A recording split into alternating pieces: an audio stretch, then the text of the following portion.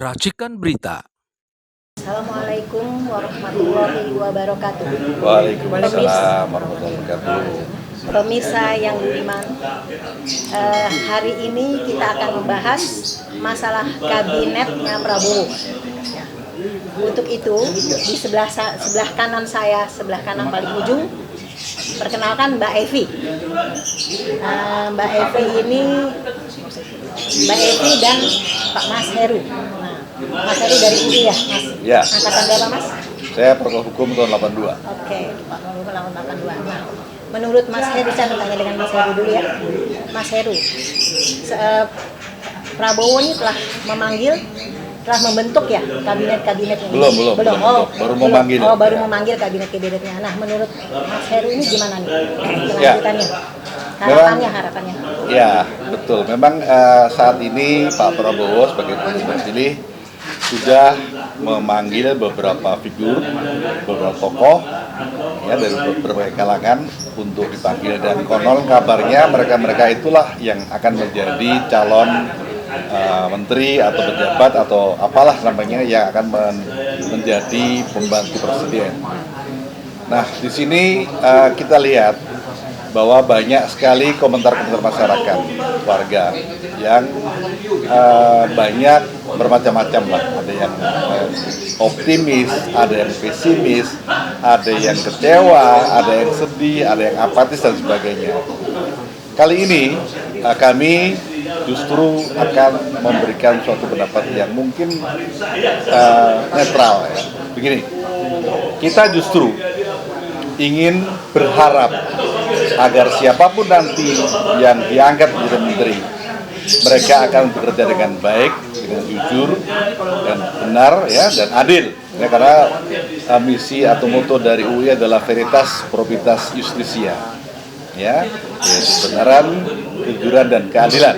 Nah, di sini kita berharap ya agar presiden terpilih Pak Prabowo nanti dia bekerja juga dengan sungguh-sungguh.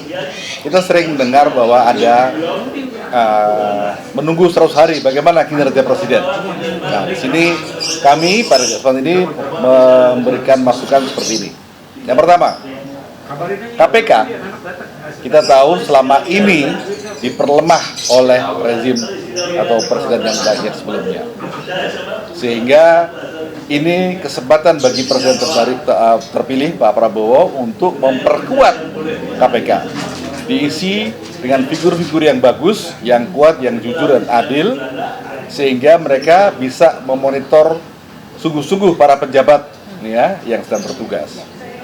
Nah, pada 3 bulan atau 100 hari pekerjaan mereka itu tentu saja ya kita evaluasi dan kita juga ingat ya, kalau kita bicara sandera itu mereka juga punya track record yang baik macam-macam. Jadi disinilah kita buktikan kesungguhan dari presiden terpilih untuk bagaimana benar-benar akan menghapus korupsi di negara kita, di mana saat ini negara kita ya dinilai sebagai negara yang paling korup di Asia Tenggara. Ini memalukan sekali. Jadi itu harapan yang dapat kami sampaikan. Mudah-mudahan apa yang kami harapkan tercapai. Jadi sekali lagi, pertama adalah perkuat KPK. Mereka tugasnya mengevaluasi para pejabat yang sudah bekerja selama 100 hari ini. Setelah itu, lakukanlah langkah-langkah yang signifikan sehingga rakyat akan makin percaya dan makin optimis bahwa negara kita akan baik. Ya. Terima kasih, Bang. Ya. Jadi gini, harapan kita ya semualah, seluruh masyarakat Indonesia berharap kerja dari kabinet yang akan dipilih, yang akan bekerja nanti setelah dipilih oleh Prabowo akan lebih baik, tidak mengikuti jejak yang masa lalu ya, Bang. Walaupun pilihannya masih kabinet-kabinet yang lama. Sebagian dari yang dipanggil kemarin memang adalah pejabat yang lama, tapi kan ya mudah-mudahan mereka bisa itu tadi. Ya, siapapun mereka yang dipilih nanti kita akan evaluasi dengan cara tadi KPK yang bersih. Oke, terima kasih. Selanjutnya Mbak Evi, bagaimana menurut Mbak Evi kabinet dari Prabowo ini misalnya Sri Mulyani atau siapa Veronica Tan. Silahkan. Ya, Harapannya terima apa? kasih Mbak Din. Kalau saya melihatnya sedikit pesimis bukan sedikit lagi.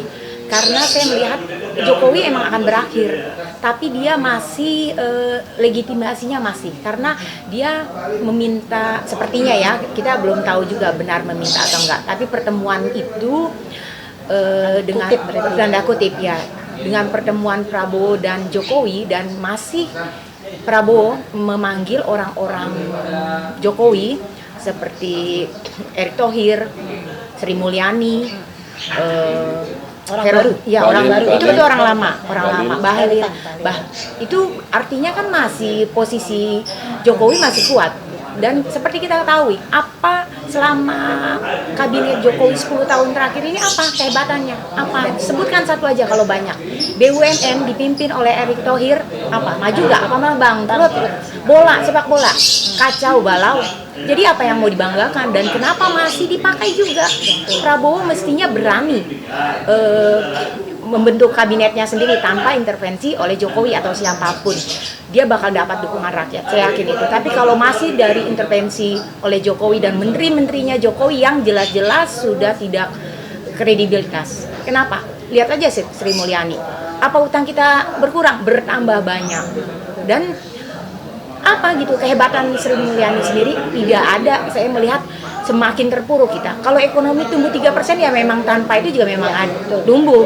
Ini apa, kita untuk perkembangannya lambat sekali dan tidak ada, nggak ada gitu ya, betul. Semakin, dan saya melihat Sri Mulyani itu di mana hebatnya ya, integritasnya nggak ada, kita malah berhutang. Seharusnya kan kalau memang dia peduli dan cinta tanah air, masa dibiarkan sih hutang itu terus menerus? Harusnya mencari sumber dong, atau dihentikan, jangan hutang terus, kita sudah tidak sanggup, kita sudah defisit. Itu aja, dari situ aja sudah melihat, jangan lagi dipakai dong orang yang seperti itu. Kedua, ini menteri baru seperti Veronica Tan, apa kapabilitasnya, apa kemampuannya gitu, dan dia pernah mimpin apa?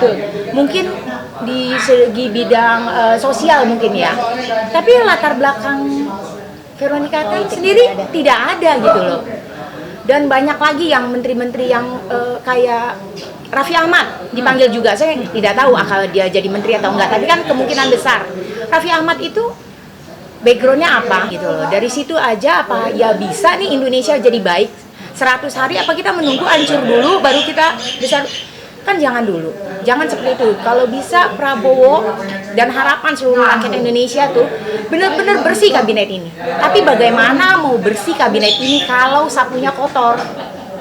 Kenapa dia nggak cari orang yang benar-benar bersih, yang tidak ada kasus-kasus dan orang yang capable? Gini Bang, saya dengar info Abang ini pesepak bola ya. Ya. Nah, saya mau tahu nih Bang, perkembangan sepak bola nih saat ini gimana nih Bang? Oh, ya, memang sekarang ini sedang ramai ya, karena kemarin tim Indonesia, timnas kita kalah dari Cina 1-2. Dan saya dulu saya kiper ya, kiper di UI. Jadi dulu 82, 83, 84 tuh waktu hukum itu juara se-universitas, karena kipernya kebetulan saya dulu masih di klub juga, jadi masih punya kemampuan lah. Ya. Saya juga masih mengamati situasi sepak bola saat ini, dan sekarang ini lagi rame ya. Orang membahas tentang kekalahan kita dari Cina. Saya mau satu lagi nih, jadi tadi ada harapan kepada Prabowo, sekarang juga harapan kita kepada sepak bola kita seperti ini. Saya ingatkan bahwa pada Piala Dunia 2022 Argentina itu pertama kali main kalah itu dari Arab Saudi. Tapi dia berjuang terus, main terus, bagus terus, akhirnya dia bisa menjadi juara Piala Dunia. Sementara Arab Saudi yang mengalahkan Argentina ternyata dia tersisih dari pool. Nah, kita berharap Indonesia yang kemarin kalah dari Cina 1-2, kita harapkan nanti dia akan berjuang makin bagus, makin kuat, dan akhirnya akan lolos ke Piala Dunia, sementara Cina yang mengalahkan Indonesia akan tersisih dari grupnya. Itu harapannya. Kita ada dua harapan nih. Ya. Harapan kabinet ya. Kabinet dan sepak bola, karena tadi Mbak Devi nyinggung sepak bola juga. Makanya kabinet ini kita berharap, kita lihat ya perkembangannya setelah 100 hari, 3 bulan atau 100 hari. kalau memang terpuruk tuh kabinet itu, ya kita harus bergerak ya Bang ya.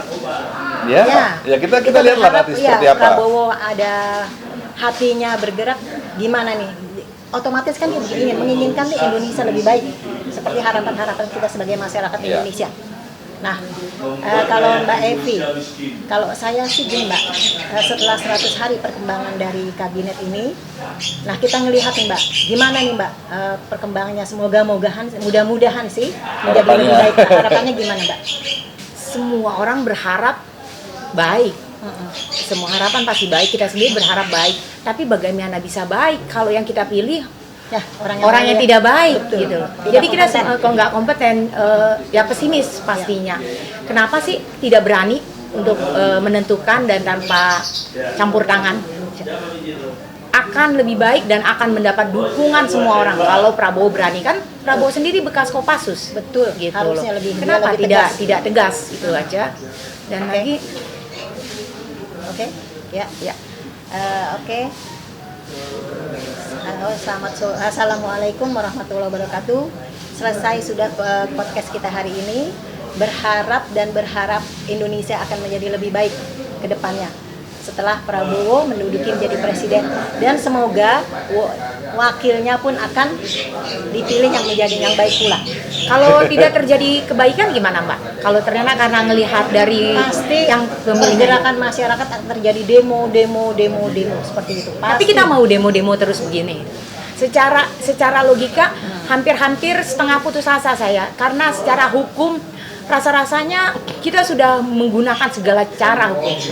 Tapi tidak juga apa mesti revolusi, apa mesti juga luar negeri, sampai ke luar negeri, karena kita udah melupakan segala daya. Semua orang tuh udah berusaha untuk kebaikan Indonesia. Tapi semua diam kalau sudah disumpel dengan uang. Itulah Tuh, intinya. karena disumpel dengan uang itu memang jadi gini intinya, Jokowi sengaja membiarkan kabinetnya itu melakukan kejahatan, melakukan ini menurut prediksi saya ya, dan perkembangan seperti itu.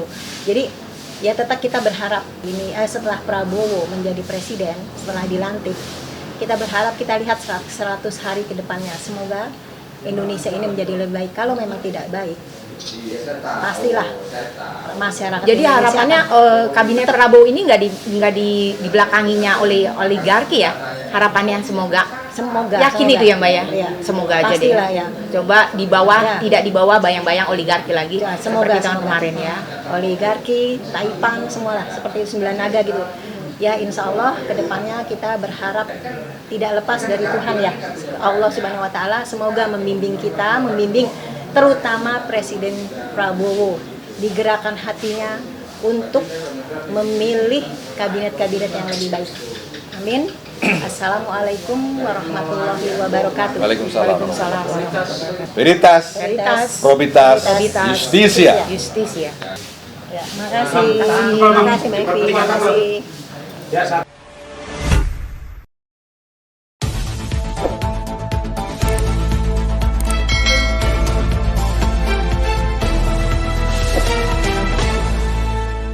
Racikan Berita